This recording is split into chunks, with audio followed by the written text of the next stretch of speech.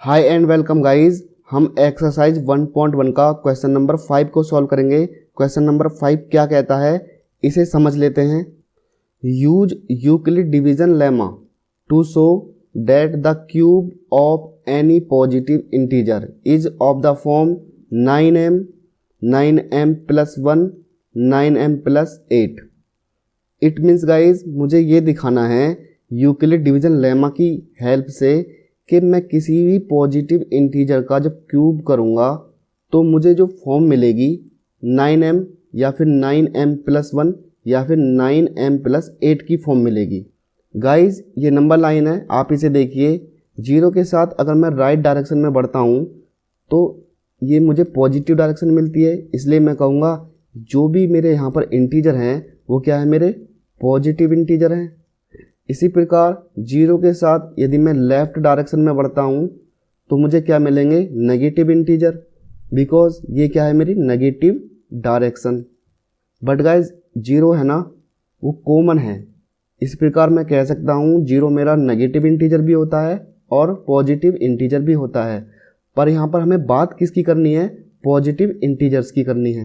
ये सभी मेरे पॉजिटिव इंटीजर हैं, 0 1 2 3 4 5। इस प्रकार मैं आगे राइट डायरेक्शन में बढ़ रहा हूँ, सभी के सभी पॉजिटिव इंटीजर हैं।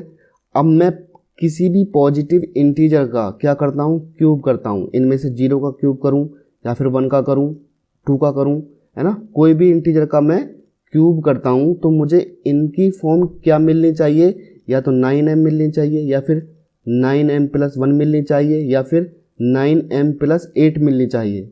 बट ये दिखाने के लिए हमें किसका यूज करना है, यूक्लिड डिवीजन लेमा का यूज करना है। गाइज ये मेरा यूक्लिड डिवीजन लेमा का स्टेटमेंट है और ये क्या कहता है, given positive integers a and b।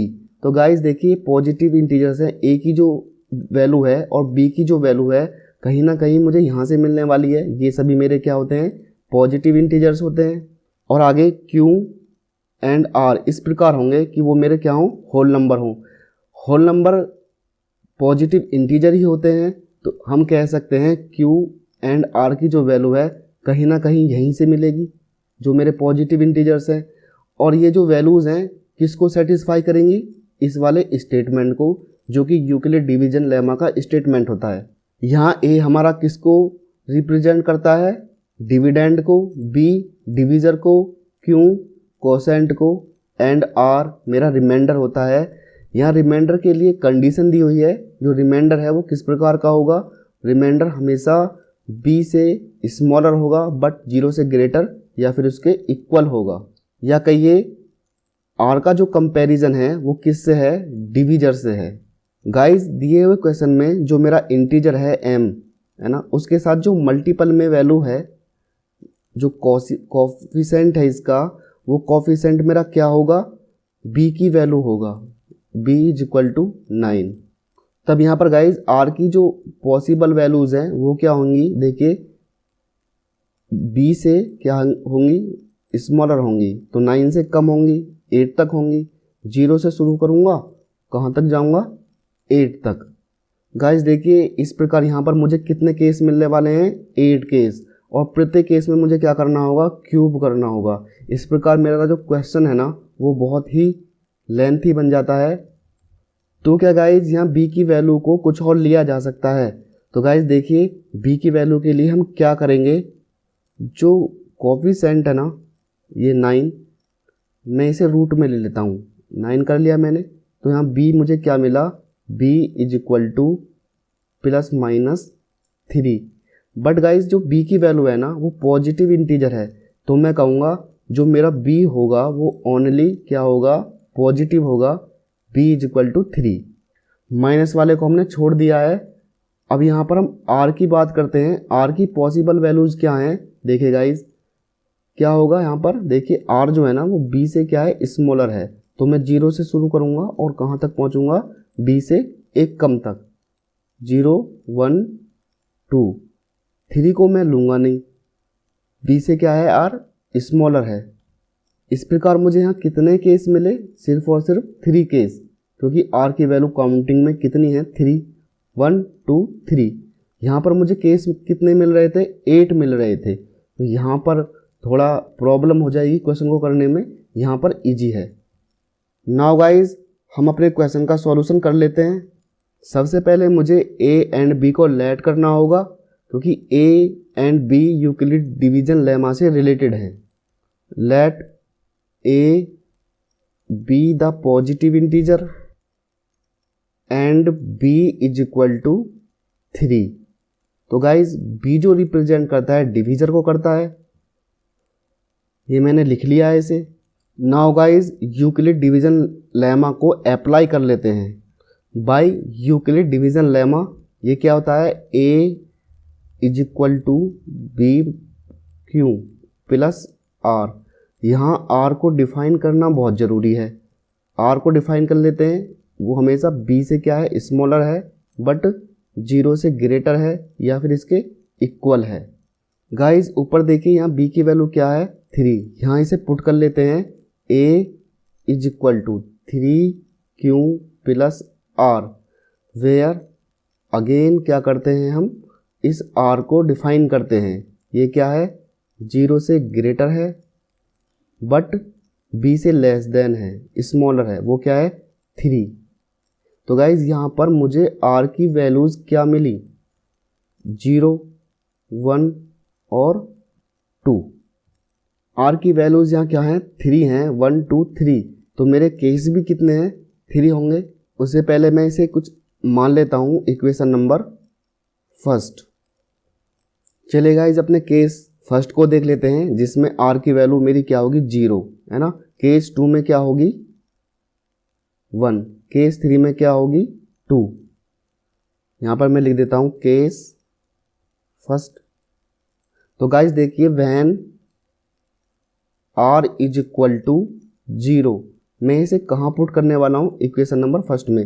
जब मैं यहाँ इसे पुट करूँगा तो यहाँ आर की वैल्यू क्या हो जाएगी, 0।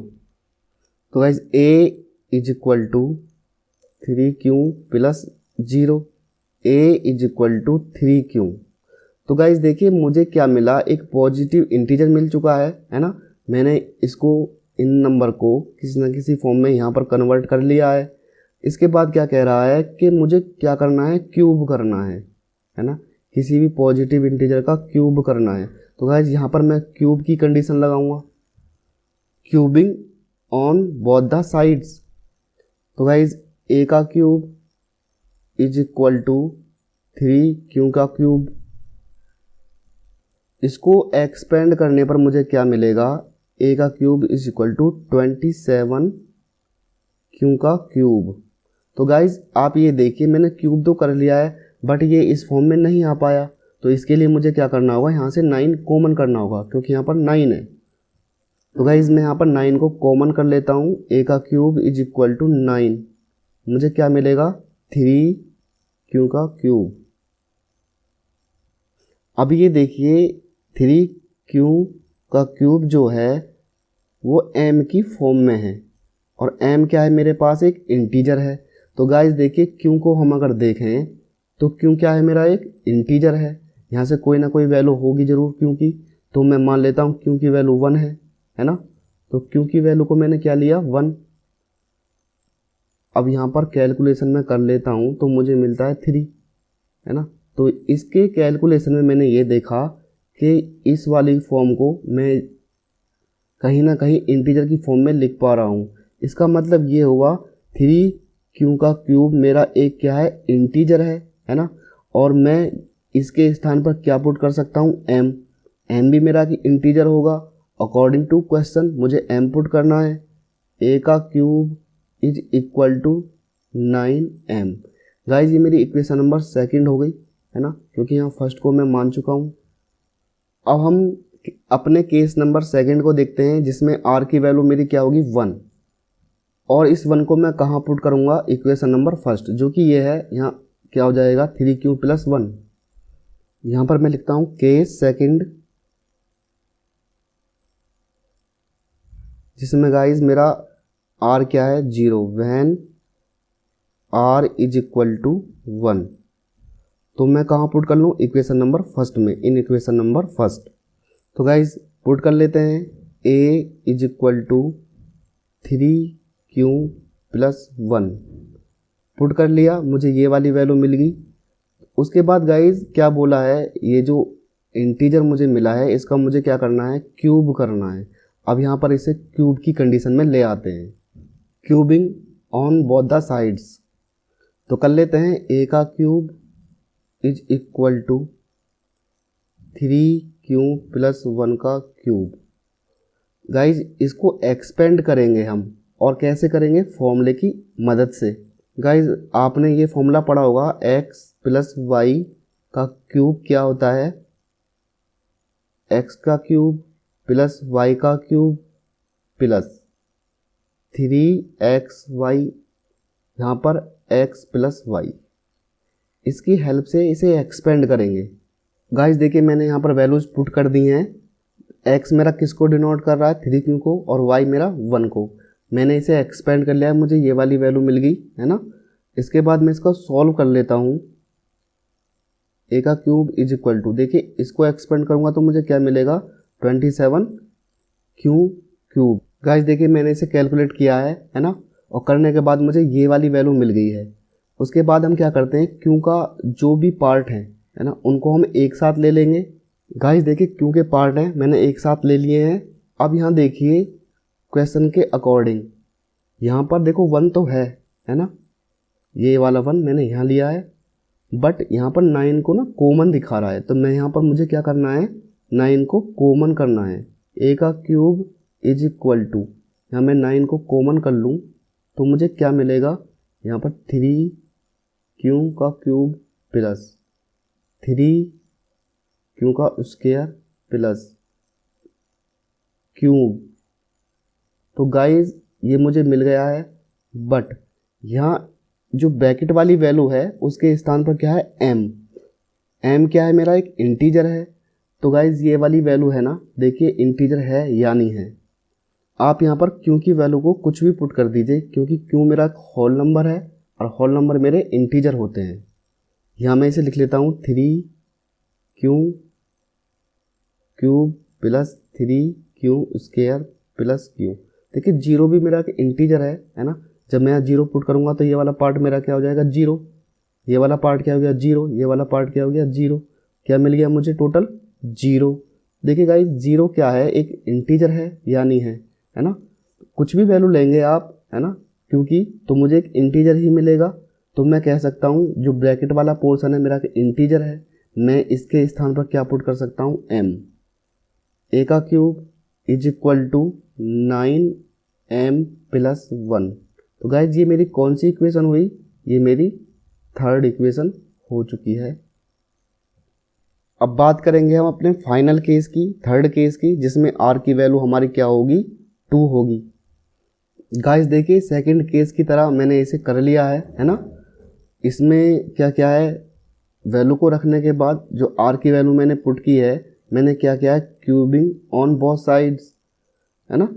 2 साइड क्यूब कर दिया। मुझे क्या वैल्यू मिलती है इस फॉर्मूले के बाद में, देखो ये 3q है ना, x को रिप्रेजेंट करेगा, 2 मेरा किसको रिप्रेजेंट करेगा, y को।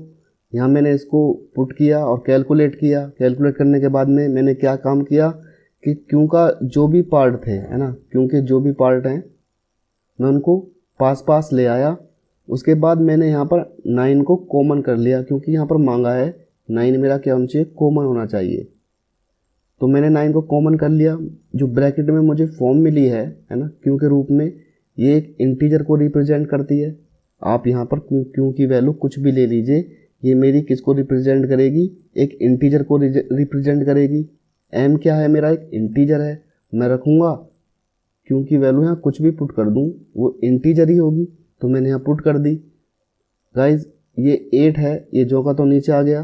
तो मैं कह सकता हूँ मैंने क्यूब किया है ना, पॉजिटिव इंटीजर का। तो मुझे क्या फॉर्म मिली, 9m प्लस 8, और यही फॉर्म हमसे मांगी है। तो गाइज मैं इसे कौन सी इक्वेशन का नाम दे दूं, इसे कह देता हूं 4। गाइज हमारे पास 3 केस थे है ना, और तीनों केसों में मुझे इक्वेशन मिली है। मैंने उन्हें यहाँ पर पास पास लिख लिया है। तो गाइज आप ये देखिए कि देखिए केस फर्स्ट में मुझे क्या फॉर्म मिली थी, 9m। सेकेंड केस में 9m+1 और थर्ड केस में 9m+8।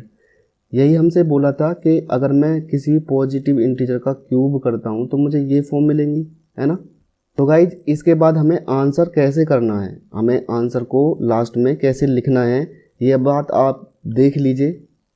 From equation number second, third and fourth, है ना, हमें क्लियर है कि the cube of any positive integer, देखिए पॉजिटिव इंटीजर का क्यूब किया है, is of the form 9m+1 and 9m+8 होगा। तो गाइस देखिए ये जो स्टेटमेंट है, आपको क्या करना है कि जो क्वेश्चन में स्टेटमेंट है वही आपको कॉपी करना है और लिख देना है, और इसी के साथ ये हमारा क्या हो गया है, प्रूफ हो गया है, हेंस प्रूव्ड।